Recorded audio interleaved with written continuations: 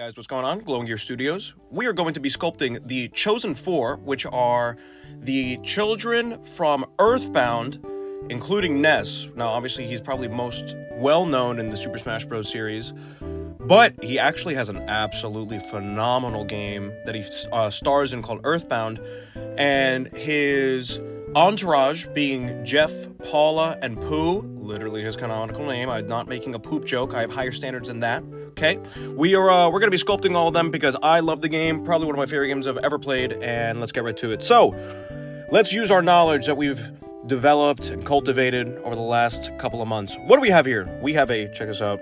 There's an obvious sphere for the head. Then for the hat, we are going to be taking another sphere and cutting that in half, so that we are left with a shape that looks more or less like that.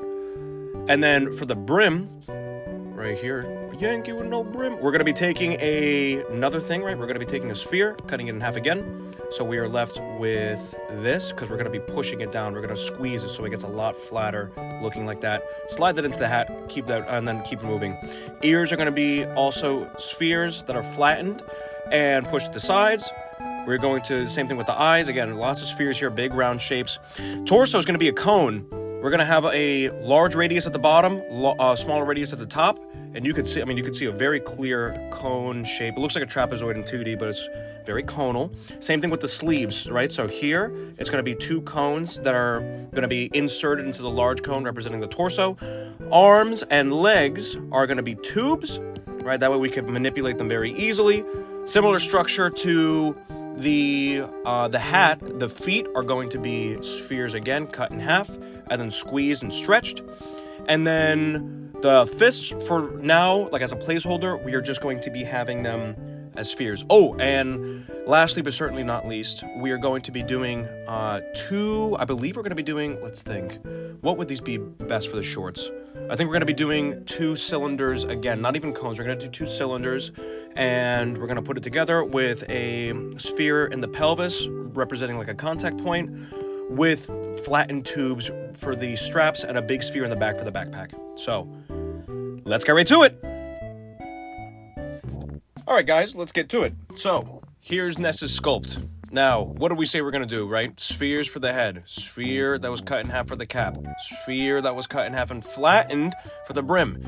Now we have this little thing that's on the top of the hat. I'm not going to lie, did not do my research. You know, like an aglet that's on a shoelace? It's like an aglet for a hat. So I don't know what that's called. Feel free to leave a little comment to tell me what it is. Totally not fishing for caption engagement, but that's okay.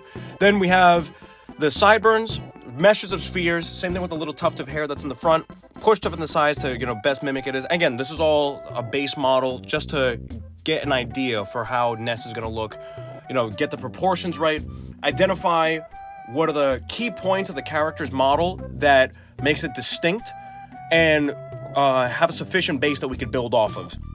So we did the cylinder. Let's just pause this real quick. We did the cylinder for the torso, right? Again, larger radius at the bottom, smaller at the top.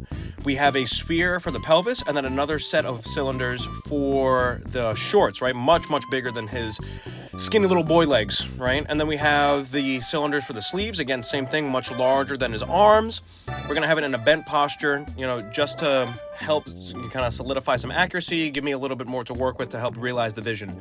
For the backpack, we're going to take a sphere, flatten it on the sides and on the front to kind of square it off a little bit. And then for the shoes, right, same thing. So look, spheres at first, cut right in half to make those the half spheres, flattened and elongated, and then the proportions are manipulated a little bit to make it look like it actually fit a human foot in it, And now what we're doing is we are adding a little bit of meat to the arms, right? Because again, this is a person with flesh and not a robot, right? Little placeholder hands just to, get the proportions right. We have what are they called? The straps, I guess, of the backpack. And we're going to be flattening them out to make it a little bit more squared off, make it a little bit more believable, and also make it much more easier to manipulate after a voxel remesh when it's flat. So now we're fixing up the proportions of the face. We're kind of shifting things around, making sure that all the parts of the body are appropriately fixed and have their correct weight. And this is one of the things that's satisfying about sculpting, is that you could get very, very carried away, like what I'm doing right here with all these tiny little shifts. Are the eyes right? Is the hat right? And it could be endless, but once you get it right, you could almost feel it. You know that it's, you know, done well. You know that's like, okay, this is exactly what I'm looking for, and it kind of just hits you. So constant little adjustments really, really pay off, and you could look back at yourself and be like, wow, like I did what I could. And, you know, again, we just take the skills that we have built, and with each new project, you know, no one's ever going to be perfect, but we just, you know, keep approaching perfection little by little. Yeah, no, it's the end of my philosophy rant, but that's okay. You understand where I'm going from. So here we have Ness. This is Ness and his base model. He's proportionate, accurate to the character, and this is obviously, you know, only part one of who knows how many. I'm thinking it's gonna be like 3 parts is what I'm thinking, because I'll do Jeff, Paula, and Pooh in the next video. But yeah, this is Ness's base, right? Just want to give you an idea of what it's like to sculpt this. So this is a good starting point, and I appreciate you guys sticking with me for this time. I know it's been a little while since I posted, but regardless, you know, thanks for hanging in there. This project's probably gonna be my biggest project yet, so I hope you like. But yeah, thanks for sticking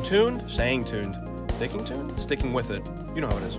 And I will see you guys in the next video. Bye-bye, have a good day.